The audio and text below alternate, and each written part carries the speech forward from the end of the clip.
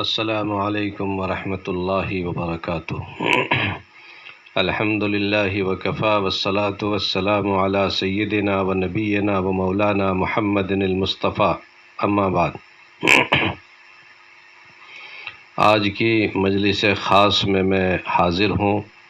اور ایک درد اور غم لے کر کے حاضر ہوا ہوں۔ آخر جس چیز کا اندیشہ تھا، جس بات کا ڈر تھا، آخر وہ رونما ہو کر رہا۔ 22 جنوری کو بابری مسجد کے شہید بابری مسجد کے ملبوں پر رام مندر کا افتتاح عمل میں آیا، اور 1 فروری کو دوسری بڑی تاریخی مسجد جامع مسجد گیان واپی کے تہخانے میں پوجا پاٹ کی اجازت کا باقاعدہ فیصلہ کر دیا گیا اور اس کا آغاز بھی ہو گیا۔ اس طرح سے یہ مسلسل امت مسلمہ کو پے بپے زخم لگ رہے ہیں۔ حالانکہ 1991 میں یہ پارلیمنٹ نے قانون پاس کر دیا تھا کہ 1947 میں جو مذہبی مقامات، جو عبادت خانے جس حالت میں ہیں، اس سے کبھی تعرض یا چھیڑ چھاڑ نہیں کیا جائے گا، وہ اپنی حالت پر برقرار رہیں گے اور ان کا تحفظ بننے والی حکومت کی ذمہ داری ہوگی۔ مگر اس قانون کو جو خود پارلیمنٹ نے پاس کیا تھا، اس کو بالائے طاق رکھ کر بابری مسجد کا پہلے استثناء کیا گیا، اب اس کے بعد گیان واپی مسجد پر بھی حملہ کی تیاری ہو رہی ہے اور اس کی شروعات ہو چکی ہے۔ یوں تو یہ سلسلہ متنازع بہت دنوں سے ہے، اور یہ بھی انہی چیزوں میں سے ہے جس کو انگریزوں نے شروع کیا تھا، یعنی لڑاؤ اور حکومت کرو کی پالیسی کے تحت غیر مسلموں کو اور ہندوؤں کو تاریخ مسخ کر کے یقین دہانی کرائی گئی کہ یہ مسجد بھی دراصل کاشی وشوناتھ مندر کو توڑ کر کے بنائی گئی ہے، اور توڑنے والا کوئی اور نہیں بلکہ وہی بدنام زمانہ حضرت عالمگیر اورنگزیب کو انگریزوں نے نشانے پر رکھا تھا، انہی کی طرف منسوب کر کے اس مسجد کا افسانہ بھی گڑھا گیا۔ اور ہمارے ساتھ رہنے والے نادان برادران وطن جو صدیوں سے مسلمانوں کے ساتھ رہتے ہوئے آئے تھے، اور انہوں نے ہزاروں اور لاکھوں مرتبہ مسلمانوں کی سچائی، دریا دلی اور فراخ دلی کا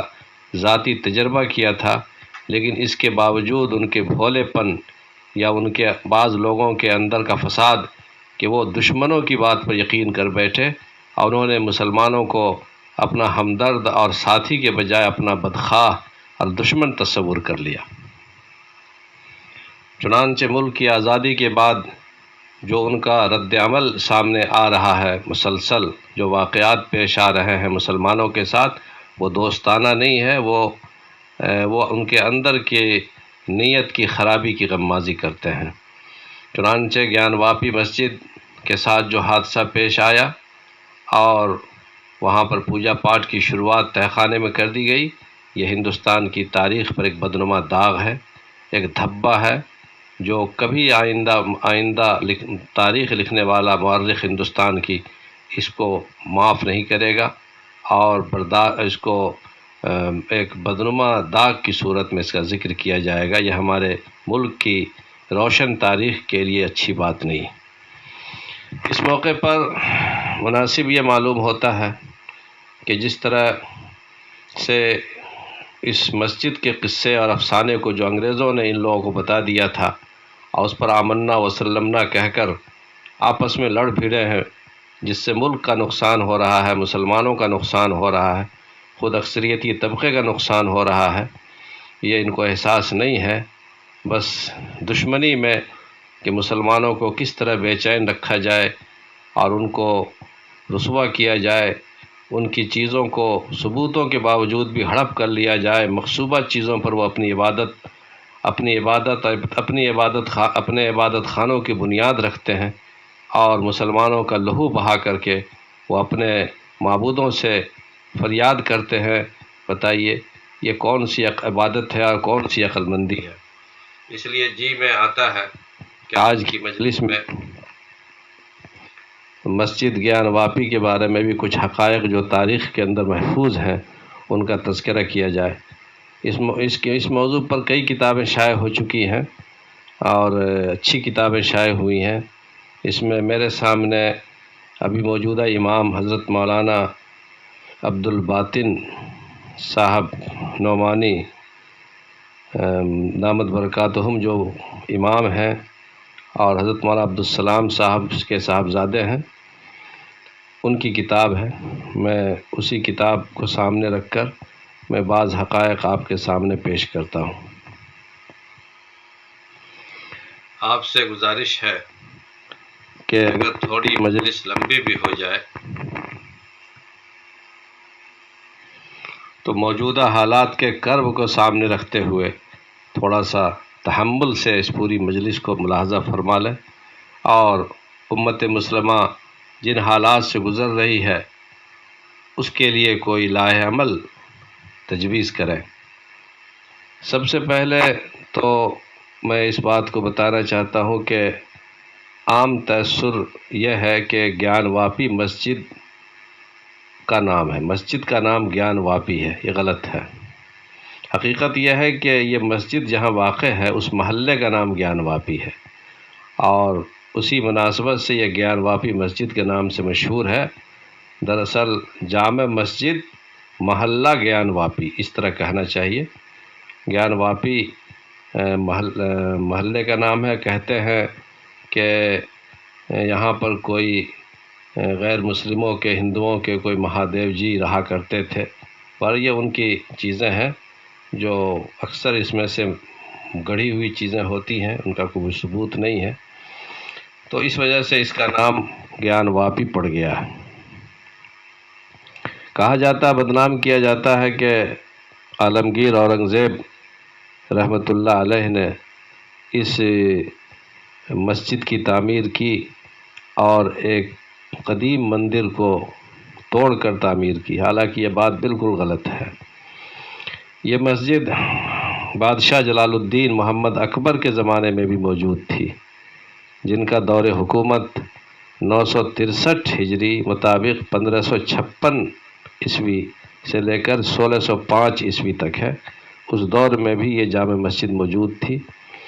اور اس میں باضابطہ نمازیں ادا کی جاتی تھیں۔ چنانچہ ایک کتاب ہے گنج ارشدی، 400 سال پرانی کتاب ہے، اس کتاب میں حضرت مخدوم شاہ طیب بنارسی رحمۃ اللہ علیہ کے تذکرے کے ضمن میں یہ بات کہی جاتی ہے کہ انہوں نے ایک موقع پر وہاں نماز جمعہ ادا کی۔ خطیب نے خطبے میں اکبر بادشاہ کا نام لے لیا، جو حضرت شاہ صاحب کے لیے سخت ناگواری کا باعث ہوا۔ انہوں نے یہ سوچ کر کہ خطبے میں ایک بدعقیدہ انسان کا نام کیوں لیا گیا، خطیب سے الجھ پڑے اور اس کو ممبر سے اتارنا چاہا، لیکن وہاں پر موجود دیگر اکابر بھی تھے، انہوں نے ایسا کرنے سے روک دیا اور کہا کہ اکبر کو اگر خبر لگی تو پھر خیر نہیں ہے، اس لیے مصلحت یہی ہے کہ یہاں نماز کی ادائیگی نہ کیا کریں، آپ اپنے محلے میں نماز پڑھ لیا کریں۔ تو یہ گنج ارشدی نامی کتاب میں یہ واقعہ لکھا ہوا ہے۔ شیخ محمد ارشد نامی ایک بزرگ تھے، ان کے ملفوظات کا یہ فارسی ترجمہ ہے، جسے ان کے مرید شیخ شکر اللہ نے جمع کیا تھا۔ اس کتاب کا قلمی نسخہ خانقاہ رشیدیہ جونپور کے کتب خانے میں موجود ہے۔ غرض جب یہ مسجد خود بادشاہ اکبر کے زمانے میں موجود ہے تو سلطان عالمگیر سے بہت پہلے کے بادشاہ ہیں یہ، اس وقت اس کے ہونے کا کیا سوال پیدا ہوتا تھا۔ کہا جاتا ہے کہ یہ مسجد سلطان ابراہیم شاہ شرقی، جن کی وفات 1440 عیسوی میں ہوئی ہے، جونپور کے صدر الصدور تھے۔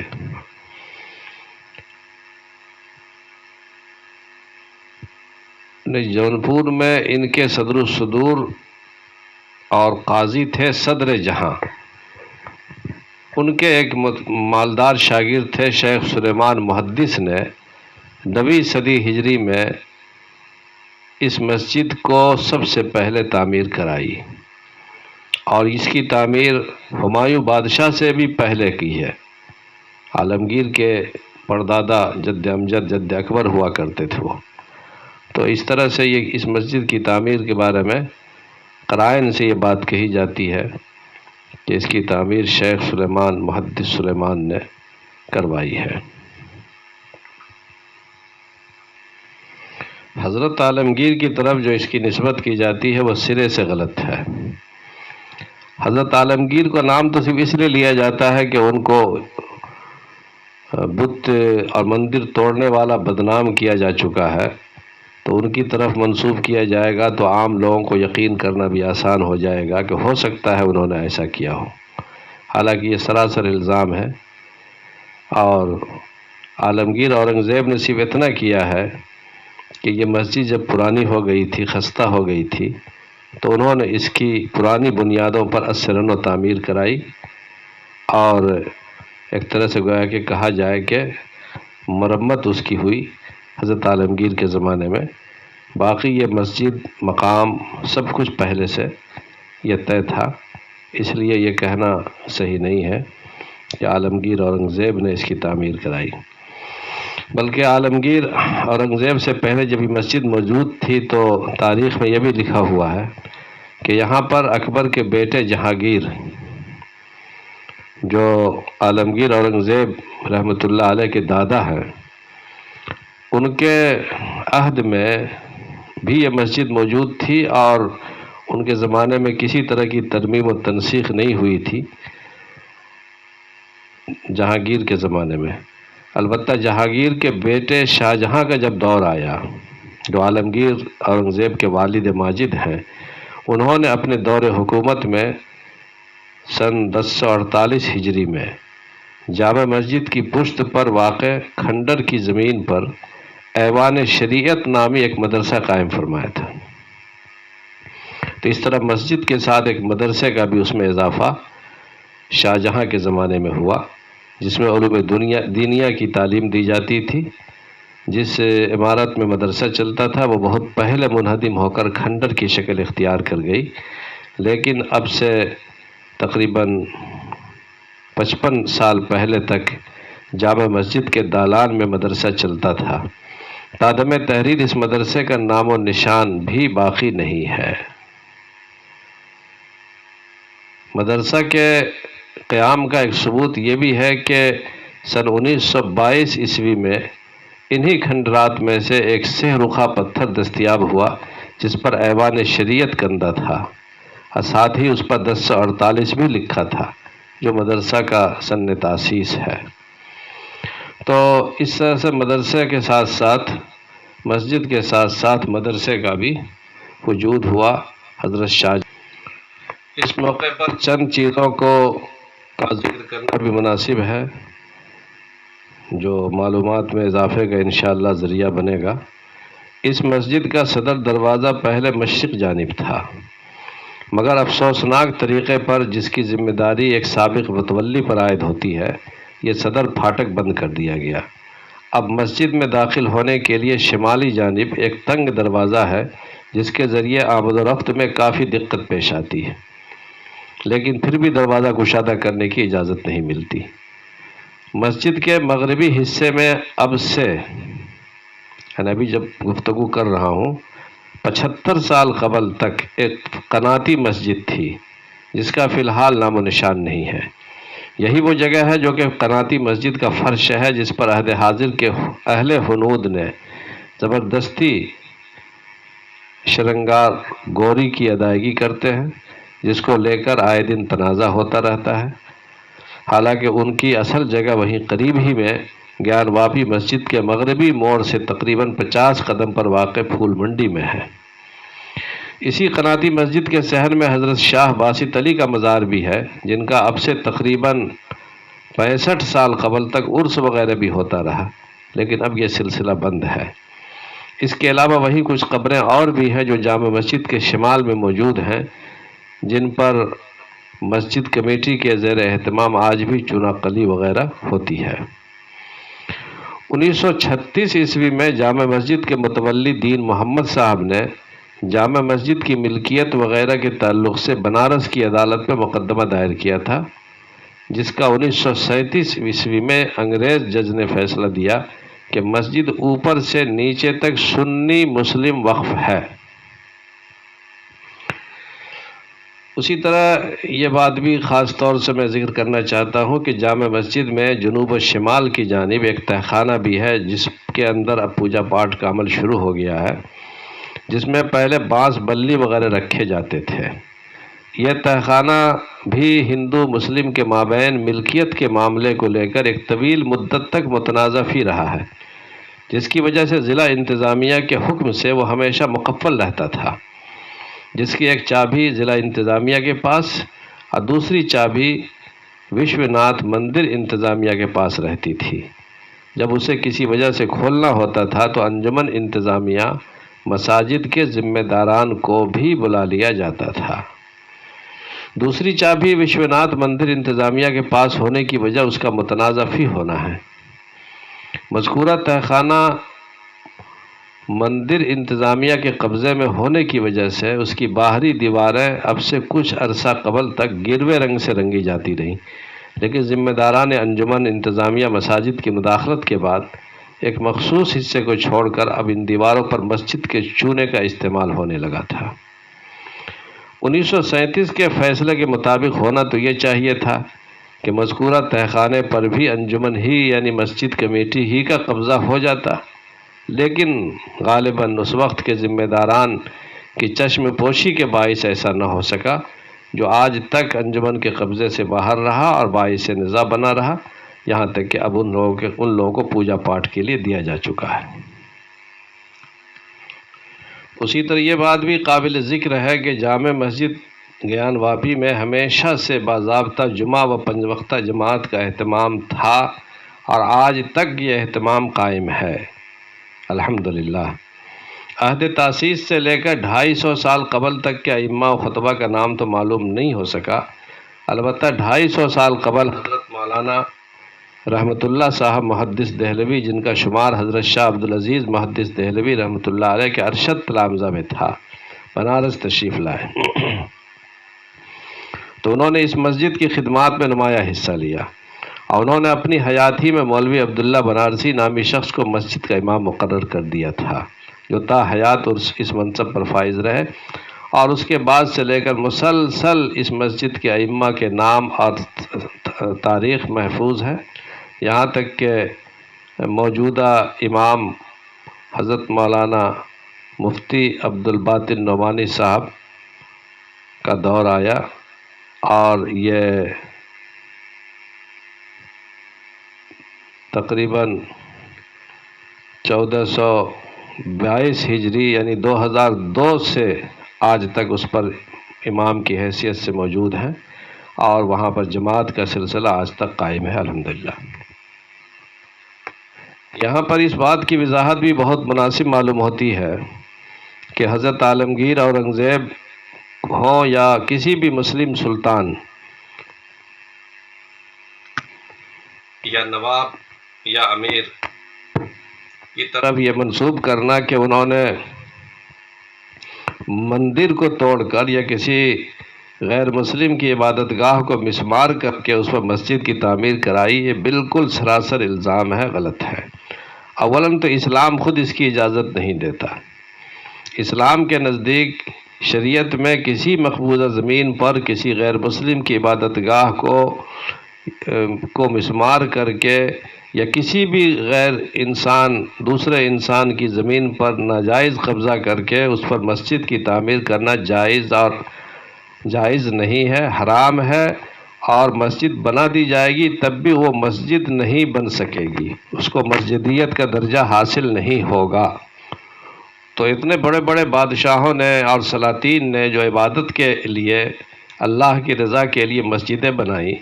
اگر وہ مسجد بن ہی نہ سکیں گی تو کیا فائدہ اتنی دولت خرچ کرنے کا اور اتنی رقم لگانے کا جب مسجد نہیں بن سکے گی؟ پھر ان کے پاس زمینوں کی کمی کیا تھی، دشواری کیا تھی کہ وہ دوسروں کی عبادت گاہوں کو مسمار کر کے اور وہ اس پر مسجد تعمیر کرتے؟ یہ بالکل سراسر الزام ہے۔ انگریزوں نے تو سمجھیے ایک طرح سے فیشن بنا دیا تھا اس کو کہ عالمگیر اورنگزیب کے نام سے کوئی بھی غلط چیز منسوب کر دی جاتی تھی، جس کو علامہ شبلی نے بہت اچھے انداز سے کہا تھا کہ تمہیں لے دے کہ ساری داستاں میں یاد ہے اتنا، تمہیں لے دے کہ ساری داستاں میں یاد ہے اتنا کہ اورنگزیب ہندو کش تھا، ظالم تھا، ستمگر تھا، اور کچھ یاد نہیں۔ اب انگریزوں کے بعد جو نسل آئی ہے ہندوستان میں، انہیں یہ یاد نہیں ہے کہ انگریزوں نے کس طرح آپس میں لڑایا تھا اور ایک دوسرے کو لڑا کر انہوں نے برسوں یہاں پر حکومت کی تھی، اور انہوں نے یہ شوشہ چھوڑا ہے اس ملک کو بے چین کرنے کے لیے اور اس ملک کو پسماندہ بنانے کے لیے۔ وہ ان کی سمجھ میں بات نہیں آتی ہے۔ اسی لیے مندر توڑ کر مسجد بنائے جانے کی تردید صرف مسلمان ہی نہیں بلکہ حقیقت پسند غیر مسلم بھی شروع سے کرتے چلے آئے ہیں کہ یہ تاریخی اعتبار سے غلط ہے۔ کئی غیر مسلموں نے کتابیں لکھی ہے باقاعدہ اس موضوع پر کہ گیان واپی مسجد کا قدیم وشوناتھ مندر کی جگہ پر ہونا ممکن ہی نہیں ہے۔ چنانچہ انہوں نے ایک بابو شری کرشن ورما نے اپنی کتاب کاشی اور وشوناتھ کا تذکرہ میں کاشی کھنڈ کے متعدد حوالوں سے اپنے اس دعوے کو مدلل کیا ہے کہ موجودہ مسجد وشوناتھ مندر کی جگہ پر نہیں ہے۔ انہوں نے لکھا ہے کہ اگر یہ مسجد قدیم وشوناتھ مندر کی جگہ پر ہے تو کاشی کھنڈ سچی نہیں ہے، اور اگر کاشی کھنڈ معتبر کتاب ہے تو جامع مسجد وشوناتھ جی کے مندر کی جگہ پر نہیں ہے۔ اسی طرح جناب نبی احمد سندیلوی صاحب کی کتاب مرقع بنارس ہے، میرے پاس موجود ہے، محفوظ ہے، اور ہم نے اپنے مکتبہ الامام پر اس کو شائع بھی کیا ہے۔ اس میں شری کرشن ورما صاحب کی کتاب سے بہت سے حوالے جات نقل کیے ہیں۔ اس میں ایک جگہ یہ بھی لکھا ہوا ہے کہ ہم ہندوؤں کے یہاں پران گرنتھ سب سے زیادہ پرانی تاریخ ہے، اور ان پرانوں میں اس کے اندر ان سب سے زیادہ پرانی اور سچی تاریخ ہے۔ افسوس ہے کہ اس پرانی تاریخ کے ہوتے ہوئے ہمیں مندر کا پتہ نہیں لگا۔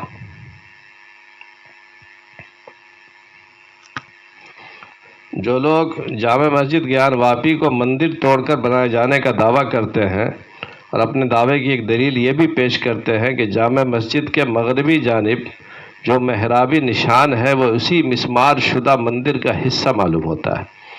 جبکہ حقیقت یہ ہے کہ اس مقام کے متعلق مختلف بیانات ہیں، خود ہندو بھی اس اختلاف میں شامل ہیں، ان کو اس سے اتفاق نہیں۔ اس کے علاوہ اس نشان سے خود اس بیان کی تردید ہوتی ہے کہ اگر مندر کے مقام پر یہ مسجد ہوتی تو یہ نشان کیوں باقی رہ گیا، کیوں چھوڑ دیا گیا، اس کو بھی مسمار کیوں نہیں کر دیا گیا۔ یہ سب فرضی چیزیں ہیں۔ مسجد کی پوری عمارت اپنی دیواروں اور بنیادوں پر ہی قائم ہے، پشت کی دیوار کا بھی یہی حال ہے۔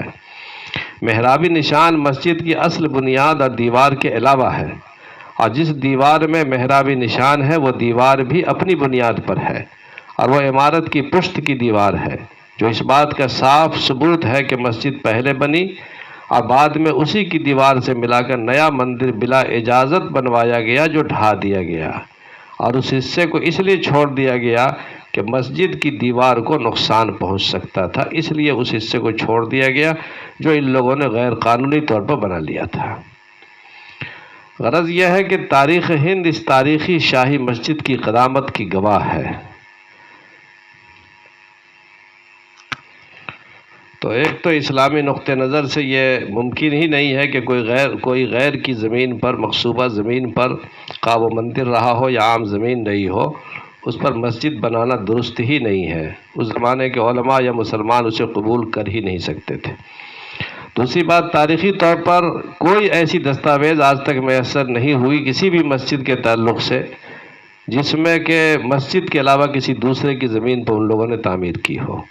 اور تیسری بات یہ ہے کہ خود عالمگیر اورنگزیب جن کو اتنا بدنام کیا گیا، وہ اتنے وسیع دل و فراخ دل تھے، بلکہ تمام ہی مسلم حکمراں اپنے اپنے حساب سے اتنے فراخ دل تھے اپنی رعایا کے حق میں، چاہے وہ غیر مسلم ہو یا مسلمان ہو، تو ایسی فراخ دلی کا آج تصور نہیں کیا جا سکتا ہے۔ چنانچہ ممتاز ہندو مورخ ایشوری پرساد صاحب نے اپنی مشہور کتاب تاریخ ہند میں اورنگزیب عالمگیر کے متعلق لکھا ہے کہ پرماتما کی شان ہے کہ اورنگزیب جتنا اپنی رعایا کا خیر خواہ تھا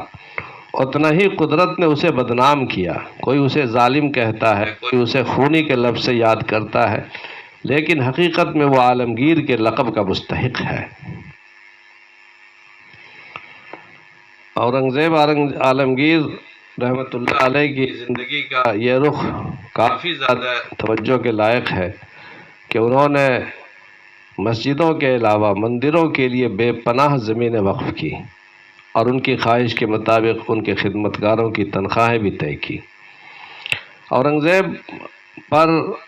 ایک فرمان بنارس کے نام سے ان کے ہندو مخالف ہونے کا پرچار کیا جاتا ہے، جو انہوں نے بنارس کے ایک برہمن کنبے سے متعلق جاری فرمایا تھا، جو محلہ گوری گنج میں رہائش پذیر تھا۔ لیکن اگر اس فرمان کے ہم مندرجات کو دیکھیں تو اس سے ظاہر ہوتا ہے کہ عالمگیر اورنگزیب رحمۃ اللہ علیہ نے اس شخص کی فلاح کے لیے اور جس طرح اس کو وہاں کے مقامی لوگوں نے پھنسا دیا تھا سیاسی چیزوں میں اور اس کو برات دی ہے، اور یہ صاف اس میں کہا گیا ہے کہ نئے مندر کی تعمیر نہ کی جائے لیکن پرانے مندروں کو منہدم نہ کیا جائے۔ تو اگر وشوناتھ مندر پہلے سے موجود ہے تو خود فرمان میں موجود ہے کہ قدیم مندروں کو منہدم نہ کیا جائے۔ چنانچہ فرمان کے الفاظ سن لیں، اس سے اندازہ ہوگا۔ ابو الحسن جو وہاں بنارس کے حاکم تھے، گورنر تھے، کلکٹر تھے، اس کو جاری کیا گیا ہے یہ فرمان۔ ابو الحسن جو شاہی فیض کے لائق اور قابل اعتماد ہے کو معلوم ہونا چاہیے کہ ہماری فطری رحم دلی اور طبعی کرم کا تقاضا ہے کہ ہماری انتھک اور مکمل قوت اور نیک ارادے عوام و خواص، امیر و غریب کی فلاح و بہبود پر صرف ہوں۔ ہمارے موقر قانون کے تحت فیصلہ کیا گیا ہے کہ قدیم مندروں کو منہدم نہ کیا جائے لیکن نئے مندروں کی تعمیر کی اجازت بھی نہ دی جائے۔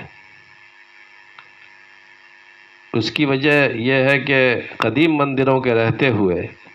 تیسرا مندر بننے سے خود ہندوؤں میں ہی نزاع پیدا ہو گیا تھا، تو اس لیے رفع نزاع کے لیے یہ فرمان جاری کیا گیا کہ جب قدیم مندر کافی ہیں تو نئے مندر سے اگر خود ہندوؤں میں تنازع پیدا ہو رہا ہے یا جھگڑا فساد پیدا ہو رہا تو اس لیے پابندی لگائی گئی تھی وہاں کے مقامی حالات کے تحت، نہ کہ پورے ہندوستان میں نئے مندروں کی تعمیر پر پابندی لگائی گئی۔ لیکن قدیم مندروں کو تو علی الاطلاق منع کیا سلطان عالمگیر اورنگزیب نے کہ قدیم مندروں کو منہدم نہ کیا جائے۔ اب آگے دیکھیے فرمان کے الفاظ کتنے محترم اور کس قدر ان کے دل میں تمام رعایا کا احترام اور ان کے جذبات کا خیال ہے۔ انہوں نے فرمان میں یہ الفاظ لکھے کہ ہمارے عدل کے دوران ہمارے قابل اکرام و احترام دربار میں یہ اطلاع پہنچی ہے کہ کچھ لوگ بنارس اور اطراف کے ہندو باشندگان اور قدیم مندروں کے برہمن نگرانوں کے معاملات میں دخیل ہو کر انہیں ستا رہے ہیں۔ نیز وہ لوگ ان برہمنوں کو ان کے عہدوں سے بے دخل بھی کرنا چاہتے ہیں، اور اس طرح کی دھمکیاں اس قوم کے لیے، ہندو قوم کے لیے باعث اذیت ہیں۔ لہٰذا ہمارا حکم شاہی یہ ہے کہ اس واضح حکم کے پہنچتے ہی فوری طور سے احکام صادر کیے جائیں کہ مستقبل میں ان علاقوں کے برہمنوں اور ہندو باشندگان کے معاملات میں غیر قانونی طور سے مداخلت نہ کی جائے اور نہ ان میں اضطراب پیدا کیا جائے، تاکہ وہ حسب سابق اپنے عہدوں پر بحال رہ کر بشاشت قلب سے اپنی عبادات کر سکیں اور ہماری مملکت خداداد ہمیشہ ہمیش کے لیے برقرار رہے۔ اس حکم نامے کو فوری تعمیل طلب تصور کیا جائے۔ یہ فرمان واضح طور پر اس بات کی نشاندہی کرتا ہے کہ اورنگزیب نے نئے مندروں کے تعمیر کے خلاف کوئی نیا حکم نامہ جاری نہیں کیا تھا، بلکہ اس نے صرف مروجہ دستور کی طرف اشارہ کرتے ہوئے موجودہ مندروں کی موجودگی کی توثیق کی تھی، اور ساتھ ہی ساتھ مندروں کے انہدام کے خلاف غیر مبہم اور واضح احکامات صادر کیے تھے۔ فرمان اس بات کی طرف بھی اشارہ کرتا ہے کہ وہ دل سے چاہتا تھا، عالمگیر اورنگزیب چاہتے تھے کہ ان کی ہندو رعایا سکھ چین سے زندگی بسر کرے۔ چنانچہ ایک فرمان کے الفاظ دیکھیے۔ مہاراجہ دھیرج راجہ رام سنگھ نے ہمارے قابل اکرام اور رفیع الشان دربار میں ایک عرضداشت داخل کی ہے۔ بنارس میں گنگا کے کنارے محلہ مادھو راؤ میں اس کے والد نے ایک مکان مسمہ بھگوت گوسائیں، جو ایک مذہبی معلم تھا، کی رہائش کے لیے تعمیر کیا تھا۔ چونکہ کچھ لوگ گوسائیں کو تنگ کرتے ہیں، لہٰذا ہمارا حکم شاہی یہ ہے کہ اس واضح حکم کے موصول ہوتے ہی موجودہ اور مستقبل کے تمام عہدیداران یہ حکم صادر کریں کہ مستقبل میں کوئی بھی شخص گوسائی کے کسی معاملے میں نہ دخیل ہو اور نہ اسے کسی طرح پریشان کیا جائے، تاکہ وہ بطیب خاطر اپنی عبادات کی ادائیگی کر سکے اور ہماری مملکت خداداد ہمیشہ ہمیش کے لیے قائم رہے۔ اس حکم کو فوری تعمیل طلب معاملہ تصور کیا جائے۔ کچھ دوسرے فرامین جو جنگم باڑی مٹھ کے قبضے میں ہیں، ان سے ظاہر ہوتا ہے کہ اورنگزیب کے لیے یہ بات ناقابل برداشت تھی کہ اس کی رعایا کے حقوق میں مداخلت کی جائے، خواہ وہ ہندو ہو یا مسلمان۔ وہ مجرموں سے سختی سے پیش آتے تھے۔ ان فرامین میں سے ایک اس شکایت نامے سے متعلق تھا جو اورنگزیب کے دربار میں جنگم جماعت سے جنگم فرقہ کو ماننے والا سائیں طبقہ بنارس کے ایک مسلم باشندے بنام نذیر بیگ کے خلاف دائر تھا۔ ایک غیر مسلم نے مسلمان کے خلاف مقدمہ دائر کیا بادشاہ کے دربار میں، اور اس معاملے میں بادشاہ نے مذہب کی بنیاد پر نہیں، دھرم اور عقیدے کی بنیاد پر نہیں، بلکہ صداقت کی بنیاد پر اور ثبوتوں کی بنیاد پر حسب ذیل فرمان جاری کیا گیا، جو آج کے حکمرانوں اور آج کے ججوں کے لیے ایک بہترین نمونہ ہے۔ فرمان کے الفاظ ہیں: محمد آباد، جو بنارس کے نام سے جانا جاتا ہے، کہ علم برداروں کو مطلع کیا جاتا ہے کہ حال میں ارجن مل اور جنگم، جو پرگنہ بنارس کے مکین ہیں، دربار شاہی میں حاضر ہوئے اور شکایت کی کہ نذیر بیگ نے، جو بنارس کا باشندہ ہے، ان 5 حویلیوں پر بزور قبضہ کر لیا ہے جو قصبہ بنارس میں واقع ہیں۔ اس لیے حکم دیا جاتا ہے کہ اگر ان کا دعویٰ سچا ہو اور مذکورہ حویلیوں پر ان کے مالکانہ حقوق ثابت ہو جائیں تو نذیر بیگ کو ان حویلیوں میں داخل نہ ہونے دیا جائے، تاکہ جنگم جماعت مستقبل میں ہمارے دربار میں شکایت کنندگان کی حیثیت سے نہ پیش ہو۔ یہ فرمان 1672 عیسوی میں جاری کیا گیا تھا۔ ایک دوسرا فرمان جو اسی مٹھ کے قبضے میں ہے، یکم ربیع الاول 1078 ہجری میں جاری کیا گیا تھا۔ یہ اس قطع زمین سے متعلق ہے جو جنگم کو عطا کیا گیا تھا، اور اس فرمان کی روح سے انہیں دوبارہ لوٹایا گیا۔ فرمان حسب ذیل ہے: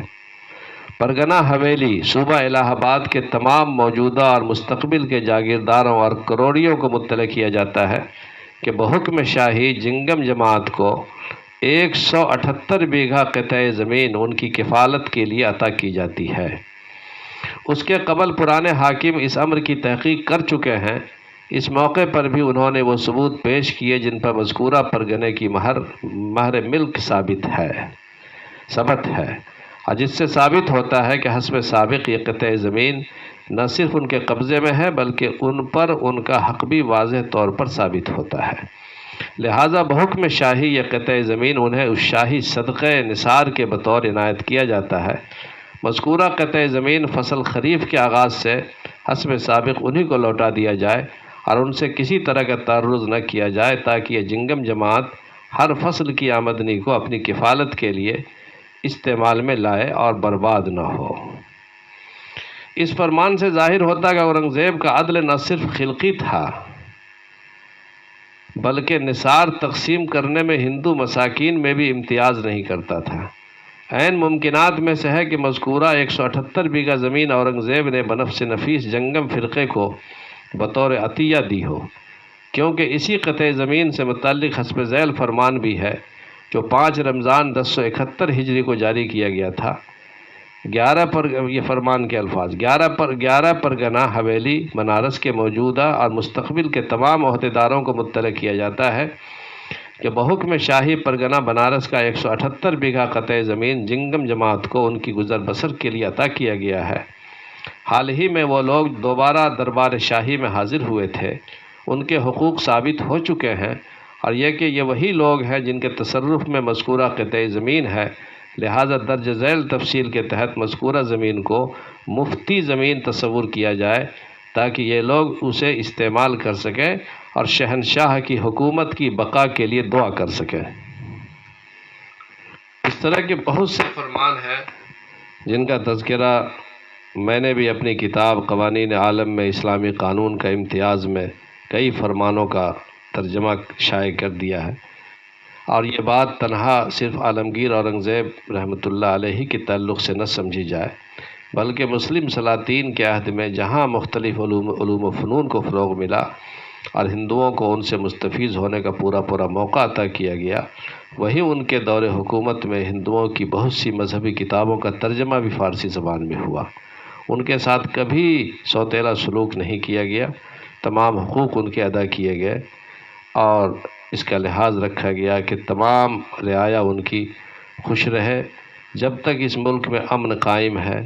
آپس میں محبت قائم ہے، کوئی بھی ملک